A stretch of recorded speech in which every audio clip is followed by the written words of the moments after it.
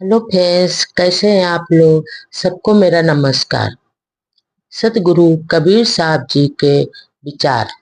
साधु संत ते जना, जिन्हें मालन बचन हमार। आदि अंत उत्पत्ति प्रलय, देखो दृष्टि पसार। सतगुरु कबीरदास जी कहते हैं कि वे ही साधु हैं, वे ही संत हैं जो इन तथ्यपूर्ण बातों को स्वीकार किया है या स्वीकार करते हैं। यहाँ पर तात्पर्य यह है कि सत्य दृष्टि, ज्ञान दृष्टि मिल जाने पर तुम स्वयं अपने विवेक की आंखें खोलकर जन्म मरण, उत्पत्ति और प्रलय का रहस्य देखोगे। चढ़त चढ़ावत भन हर होरी, मन नाही जाने की करी चोरी।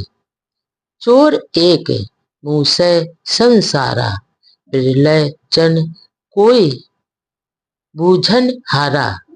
स्वर्ग पताल हुए ले बारी, एक राम सकल रखवारी। यहाँ पर सदगुरु कबीरदास जी कहते हैं कि साधक लोग प्रणाम क्रिया द्वारा श्वास को ब्रह्मांड में चढ़ाकर कल्पना करते हैं कि वे भी श्वास के सहारे ब्रह्मांड तक पहुंच जाएंगे और इसी श्वास व्यायाम को करते करते एक दिन शरीर छोड़ कर चल देते हैं। उनका यह मन भी नहीं जान पाता कि वास्तव में यह किसकी चोरी कर रहे। वह अज्ञान ही एक चोर है जो संसार के भी लोगों के दिलों में चोरी करता रहता है और हमेशा वो चोरी करता रहता है। और कोई बिरला ही होगा जो इसकी परख कर सकता है कि जान चोरी करने वाला कौन है। ऐसा कोई इंसान होगा एक जो इसकी परख कर सकता है, यानी देख सकता है, अर्थात इसकी चोरी से बच सके। तात्पर्य यह है कि स्वर्ग या आकाश, पृथ्वी और पाताल रूपी फुलवारी में एकमात्र आत्मा राम रूपी माली ही अज्ञान रूपी चोर से रक्षा कर सकता है। वाहन है सब गए, बिन हितियन के चित्र। जासो किए मितैया, सो धन भया ना हित। यहाँ पर सतगुरु कबीरदास जी कहते हैं कि मानव का स्वरूप ज्ञान के बिना केवल शारीरिक साधना करके जड़ा धासी होकर सब चले जाते हैं और लोगों ने बिना हित के ही चित्र बनाकर चाहा और नहीं बना सके। शून्य में ही हाथ पैर हमेशा मारते रहते हैं। इंसान, सतगुरु कबीरदास जी कहते हैं कि शून्य में ही इंसान अपने हाथ पैर हमेशा मारता रहता है।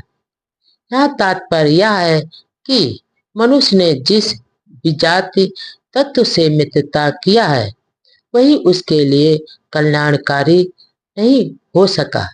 छाड़ो पति छाड़ो लब राय, मन अभिमान टूटी तब जाए। जिन ले चोरी भिक्षा खाए, सो बिरवा बहु हा वन जाए। पुण्य संपत्ति और पति को धावे, सो बिरवा संसार लय आवे। यहाँ पर सतगुरु कबीरदास जी कहते हैं कि हे साधक, हे मानो, अपने को मालिक श्रेष्ठ समझने का अहंकार छोड़ दे और मेरा यह कहना मान ले। मेरा वह है, मैं इतना बड़ा आदमी हूँ इत्यादि डींग हाँकने की प्रवृत्ति को त्याग कर दे, तभी तेरे मन का अहंकार नष्ट हो जाएगा। सतगुरु कबीरदास जी आगे कहते हैं कि जो लोग चोरी करके खाते हैं और सामर्थ्य होते हुए भी भिक्षा मांगकर खाते हैं, वे अपने ही अज्ञान वृक्ष को पुष्पित एवं फलवित कर रहे हैं।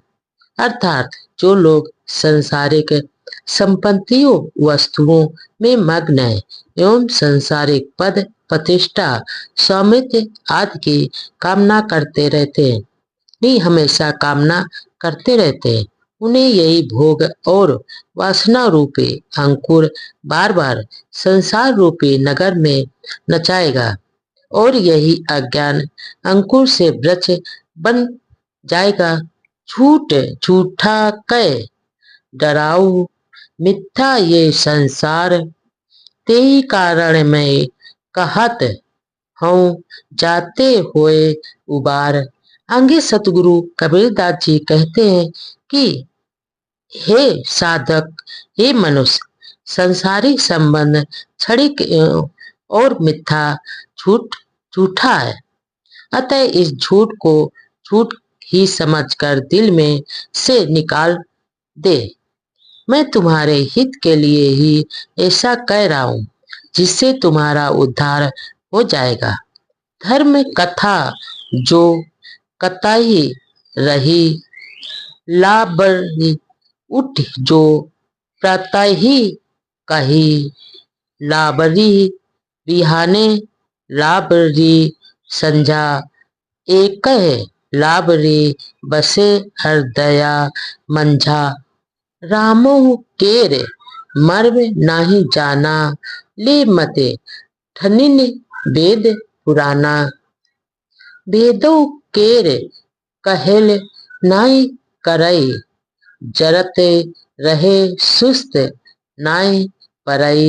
सदगुरु कबीरदास जी आगे समझाकर कहते हैं कि जो लोग धर्म कथाएं हमेशा कहते रहते हैं, वे सुबह से ही पाखंड में लग जाते हैं और धार्मिक लोग रात दिन विश्व के शास्त्र नियमों एवं कारण कार्य व्यवस्था से दूर हटकर वे बिना सिर पैर की बातें हमेशा करते रहते हैं और इसकी गहराई में उनका असत्य ही छुपा हुआ हमेशा रहता है। क्योंकि मिथ्या डींग हारना उनका स्वभाव ही बन जाता है।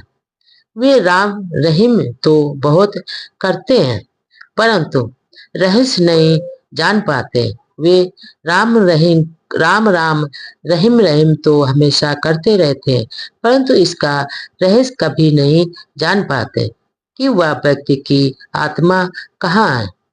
वे वेद पुराण एवं शास्त्रों की दुहाई हमेशा देखकर उलझते भी रहते हैं और दूसरों को भी उलझाते रहते हैं।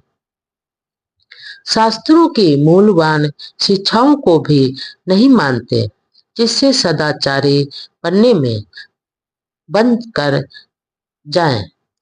इसका तात्पर्य यह है कि ऐसे लोग अज्ञानवश मन में हमेशा जलते रहते हैं और कभी शीतल छांव में कभी नहीं हो सकते और कभी नहीं शीतल की छाया में रह सकते।